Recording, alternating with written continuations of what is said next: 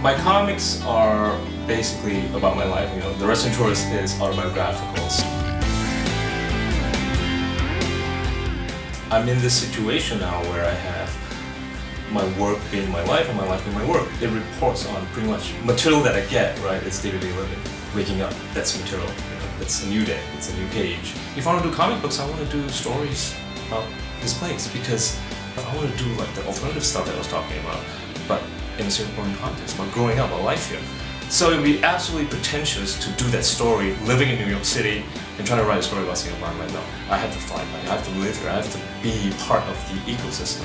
I guess the appendage to this statement is that follow your gut and never, never, ever compromise when you're doing this. Because you try to cheat yourself halfway, your plan is going to go wrong because you cheated. That to me is very important. I'd like to thank my family, especially my grandma who's been there for me all these years. I also like to thank my closest friends that I can count with my fingers, and my fans who supported me, and obviously the NEC. Thank you.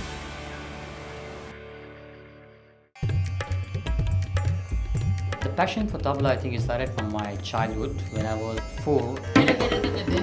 My father, who himself is a very good tabla player, and my grandfather, who was a very famous legendary tabla maestro. My inspiration, I think, there are many things into inspiration, like the world famous tabla maestro Ustad Zakir Hussain.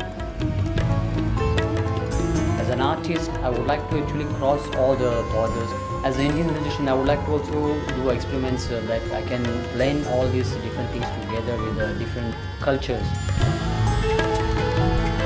First of all, I would like to thank my school, Temple of Fine Arts. Secondly, my family and my wife and my spiritual guru, Swami Shantanandaji.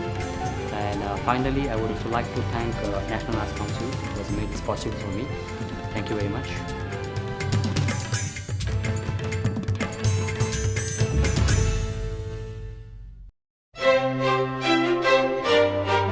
I found out I had a passion for music when I was 14.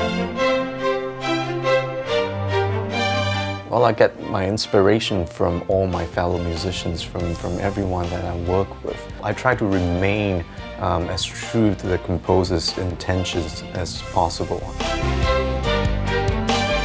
My perception of music or of a piece I'm working with evolves over time. Every day it changes. The most important thing is that the audience has to be moved. I'd like to thank my parents, my family members, my very close friends, and of course all my fellow musicians and colleagues in Singapore, as well as my teachers for being such a pillar of inspiration. Thank you, everyone.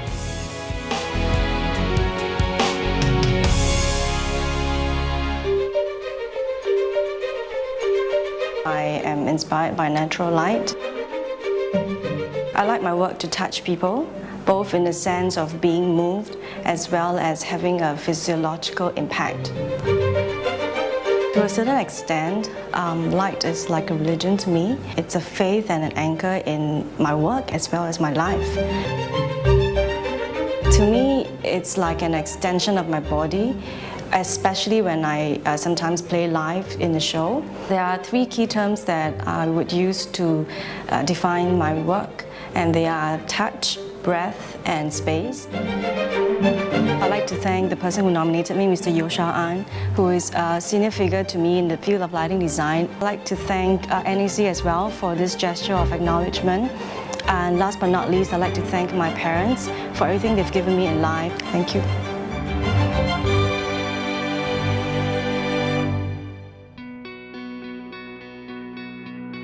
My name is Peter Sao. I'm a theatre practitioner. I first performed when I was 7 years old. Theatre is a public space that broadens mindset. It is a space of exchange between people with no hierarchy, no judgment, with no social status. I think you have to have a very humble mind. It's an experience where we can unite together in the dark, in the light. I want to thank the National Arts Council and the panel of Art Awards. I want to thank all the directors, playwrights, actors whom I have worked with, my mentor, Mr. Gopal Kun, who must have touched not just my life, but many, many practitioners' lives in Singapore. My mother, my family, my friends, thank you.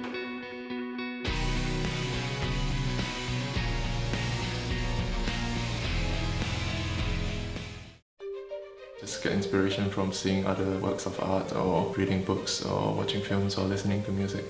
In 2008, when the National Arts Council gave me a scholarship to go to London to study my MA, I thought that was a really, really good opportunity. And also this year, I am the recipient of the Kinsler House Battalion Residency Program.